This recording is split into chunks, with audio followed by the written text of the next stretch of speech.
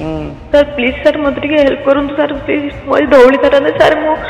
FIR देती sir मत ये मारदेवी सर मो कबाट जोर जोर बाड़ू महिला को घर भड़ा देई देह व्यवसाय रे नियोजित करबा पाई घर मालिकंक उद्यम देह व्यवसाय कराई कोटी कोटी टंका रोजगार करी भुवनेश्वर में 2-3टी प्लट सहित 3 ताला विशिष्ट विलासपूर्ण घर निर्माण करिसंती दिन मजुरिया दंपति बलात्कार शिकार होई पुलिस आश्रय नेबा परे केस उठेबाकू चाप प्रयोग एकुटिया थिबा महिला को टार्गेट करी देह व्यवसाय रे लिप्त रहिबाकू प्रलोभित करुचंती साधु दास एवं तांको स्त्री आरती दास साहस करी न्याय पाई मुह खोलला परे भी न्याय पाइबारु वंचित पीड़िता महिला साधु चरण दास एवं तांको स्त्री आरती दास निज घरे भड़ारे रहुतिबा जने स्वामी परित्यक्ता महिला को देह बेपार करने प्रलोभित करुथिले मात्र महिला जनक राजी हेले नाही तेणु तांकू जोर जबरदस्त देह बेपार रे लगाइबाकू उद्यम कले बर्बर घर मालिक गत नवेम्बर 27 तारिख बुधवार दिन सकाळ प्राय 9 घटिका समय घर मालिकंक निर्यातना सबु सीमा सरहद टपी जाइतिला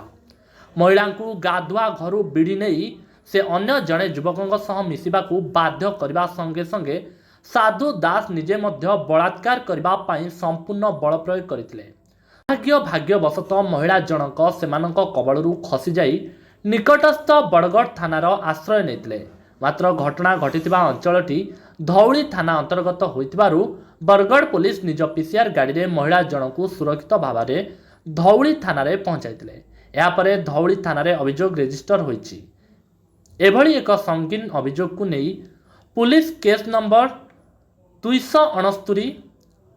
2024 रे मामला रुजु करथिले घर मालिक फेरार हो जाइतिबारु तांकू गिरफ करा जाई पारि नथला शिशुपालगढ़ बड़ टांकी आइसक्रीम फैक्ट्री गली अंचल आसीची एई संगीन अभियोग महिलांक अभियोग अनुसार से एक स्वेच्छासेवी संगठन में काम करती एवं अन्याय विरोध में लड़ाई करी अन्याय को न्याय मिलबारे सहयोग करती किंतु आज तांको प्रति घोर अन्याय होइछि से तांको 10 वर्षर पुओ सहित 1.5 वर्ष है यह भड़ा घरे रोचंती परितापर कथा से स्वामी परित्यक्ता होइतिबारु घर मालिक तांकू देह बेपार करने को प्रलोभित करि आसुतिला घर मालिक गराक जोगाड़ करने सह भल अर्थ देव बोली विभिन्न प्रलोभन देखाई आसुतिला किंतु से राजी होई नथिले आज सकाळे पीड़िता गाधुआ व्यक्ति